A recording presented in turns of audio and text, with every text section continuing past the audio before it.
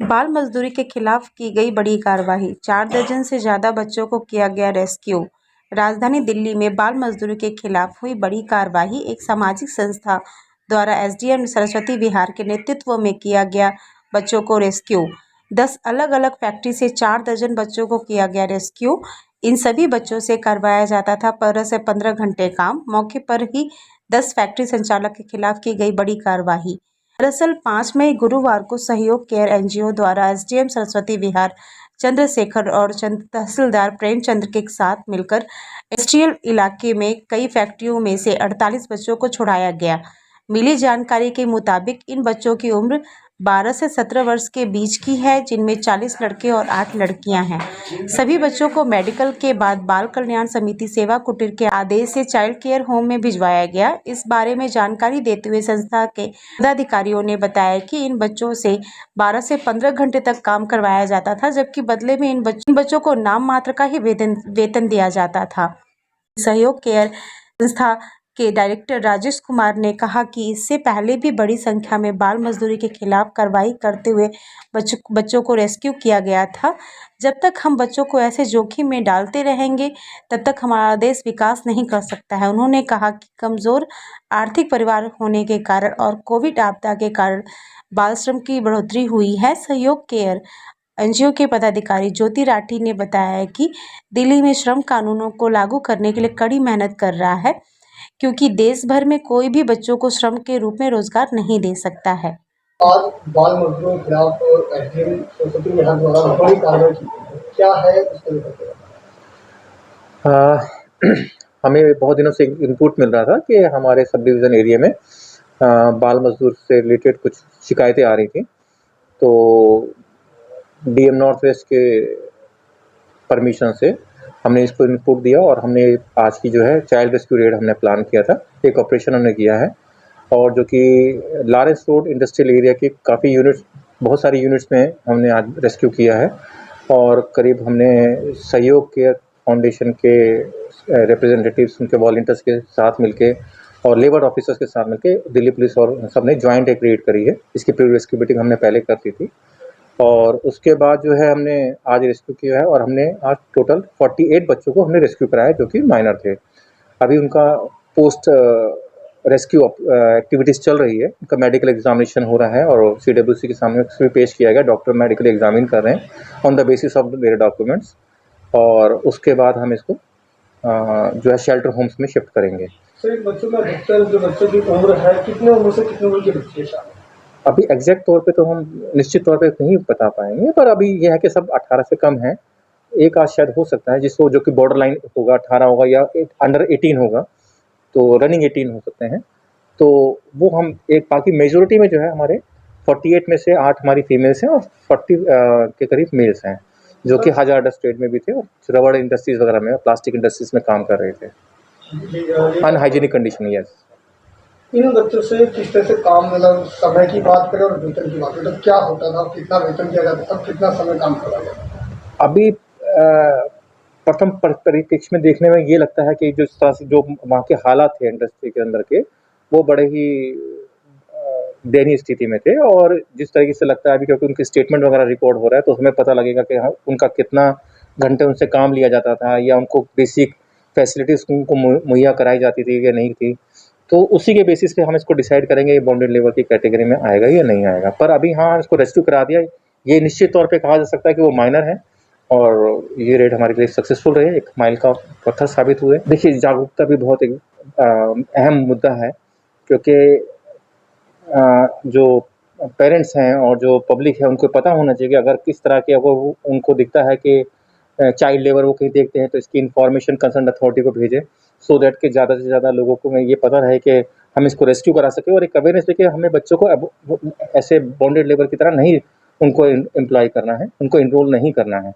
और हम एनजीओज़ हैं, बहुत सारे एनजीओज़ हैं, बल्कि ये प्रशासन की तरफ से भी, एडमिनिस्ट्रेशन की तरफ से भी ये मुहिम की जाती है। हम इसको स्कूलों के माध्यम से या दूसरे प्लेटफॉर्म पे आरडब्ल्यूएस की तरफ से भी, मार्केट ट्रेडिंग एसोसिएशन के थ्रू भी ये मैसेज देते हैं कि आप लोगों को ये इसमें ये कानून का उल्लंघन है और आपको इसको सख्ती से कार्रवाई करनी चाहिए, इसमें इसका पालन करें आप। जी, मैं राजेश शर्मा, सहयोग केयर फॉर जो स्वयंसेवी संस्था की तरफ से।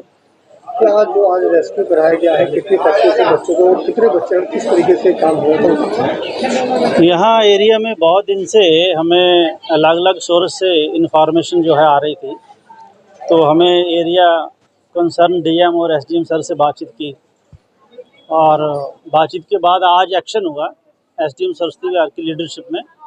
और यहीं आप देखते हैं एसडीएम एरिया के 1 किलोमीटर के अराउंड 48 बच्चों को आज रेस्क्यू किया गया, जो अलग अलग यूनिट थे, विशेषकर चप्पल जूता बनाने वाली फैक्ट्री में। और 8-10 साल से लेकर 16-17 साल तक के बच्चे, आज 48 बच्चे रेस्क्यू हुए। इसमें कितनी लड़कियां हैं, कितने मतलब बच्चे? 8 लड़कियां हैं और 40 लड़के हैं, और सभी बच्चे जो है बाहर के हैं, यूपी, बिहार, अदर स्टेट के हैं।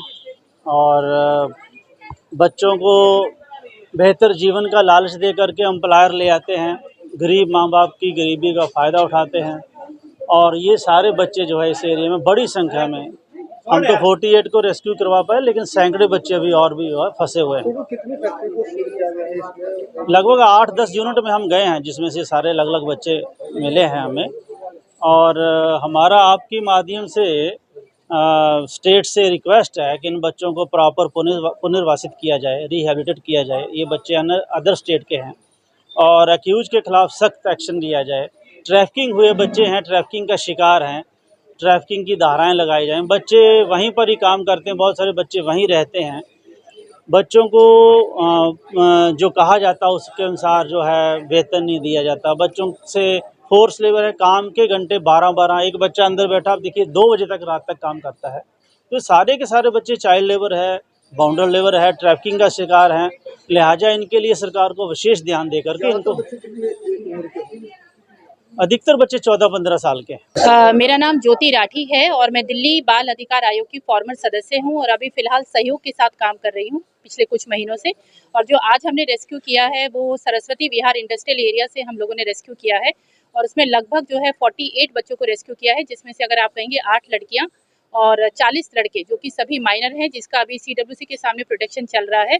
और आफ्टर प्रोटेक्शन उन बच्चों को एज पर JJ एक्ट उनको शेल्टर होम में अभी फॉरवर्ड ट्रांसफ़र कर दिया जाएगा। और अभी मैं पूरे स्टेट से, दिल्ली स्टेट से और भारत सरकार से ये रिक्वेस्ट करती हूँ कि जितने भी बच्चे चाइल्ड लेबर में रेस्क्यू होते हैं उसका एक जड़ तक पहुँचने की कोशिश की जाए, जिसका एकमात्र कारण केवल गरीबी नहीं है बल्कि बहुत सारे कारण से उन बच्चों को फोर्स किया जाता है, क्योंकि ये वो बच्चे हैं जो कहीं ना कहीं स्कूल में हम लोगों को मिलने चाहिए थे, पर वो स्कूल की जगह आज अगर हम इंडस्ट्री से ले रहे हैं तो ये हमारे देश का दुर्भाग्य है। और सिर्फ रेस्क्यू करना हम लोगों का उद्देश्य नहीं है, इन बच्चों को पूरी तरीके से पुनर्वासित करने में सहयोग अपनी पूरी भूमिका निभाएगा। और अभी कोरोना काल में लगभग अगर मैं कहूँ तो 650 बच्चों को हम लोग रेस्क्यू कर चुके हैं और ये कोई छोटा नंबर नहीं है, सिर्फ एक दिल्ली स्टेट से, जो कि राजधानी कही जाती है भारत की। अगर आज की बात करें, लगभग 4 दर्जन जी, कितनी जो फैक्ट्रियों से ये कार्रवाई हुई है, कितनी फैक्ट्रियों? आज की अगर आप कहें कार्रवाई तो SDM साहब हमारे साथ है, SDM सरस्वती विहार और SDM रामपुरा जिनको बोलते हैं, उनके सहयोग से, लेबर डिपार्टमेंट के सहयोग से आज 10 फैक्ट्रियों को सील किया गया है और अभी भी प्रोसेस चल रहा है। अभी भी शायद 3 और 4 फैक्ट्रीज को साथ साथ सील कर दिया जाएगा। और ये वो फैक्ट्री है जहाँ से हमने बच्चों को काम करते हुए निकाला है और बच्चों को जो है 8 घंटे से ज़्यादा, जब ये अभी हम बात करें तो लगभग 12 या 14 घंटे में बच्चों को काम कराया जाता है और बच्चों को फैक्ट्री के अंदर ही वहीं सुलाया भी जाता है। तो ये बॉन्डेड लेबर की कैटेगरी में भी ये बच्चे आते हैं। कितना पैसा दिया जाता था इनको, इनके काम के?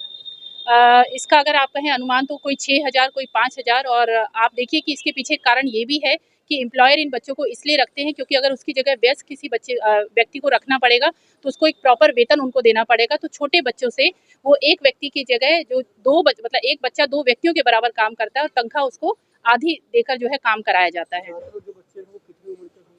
लगभग जो सभी बच्चे, अभी प्रोसेस चल रहा है वो 13 साल, 14 साल, 15 साल, 16 साल और अभी मेडिकल भी चल रहा है और CWC पूरा डेटा हम लोग उसके बाद ही बता पाएंगे, पर माइनर हैं बच्चे। कई बच्चे ऐसे भी होते हैं जो मजबूरी में, जिनके माँ बाप या तो दिव्यांग है या है नहीं, तो ऐसी मजबूरी में उन्हें काम करना पड़ता है।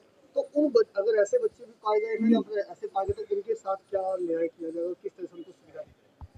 जी बिल्कुल, और ये मैंने सबसे पहले अपनी जब कथन शुरू किया था उसमें भी मैंने कहा था कि ज़्यादातर जो कारण है, गरीबी भी एक कारण है। अशिक्षा एक कारण है और मजबूरी है, या फिर कई बार दिव्यांग है पेरेंट्स, या कई बार मैंने देखा है जो फादर है, जो ब्रेड अर्नर है परिवार का, वो नशे में है, तो मजबूरी में इन बच्चों को काम करना पड़ता है। पर मैं आपको फिर भी ये कहना चाहूँगी कि अगर किसी रीज़न से बच्चे माँ बाप को मदद भी कर रहे हैं, तो उनका जो एक अधिकार संविधान ने दिया है पढ़ाई का, शिक्षा का अधिकार, वो उनको मिलना चाहिए। उसके बाद वो बच्चा अपनी माता पिता की मदद कर ले 2 घंटे 3 घंटे, बट नॉन हज़ार्डस एनवायरनमेंट में। ऐसा नहीं है कि हम उसकी ज़िंदगी को झोंक दें और उसको जान का जोखिम हम डाल दें सिर्फ काम कराने के लिए। और माता पिता को हम ये अवेयर करते हैं कि वो शिक्षा को इम्पोर्टेंस दें, ना कि वो इसलिए बच्चे पैदा करें कि वो उनको फैक्ट्रियों में डाल दें। धन्यवाद।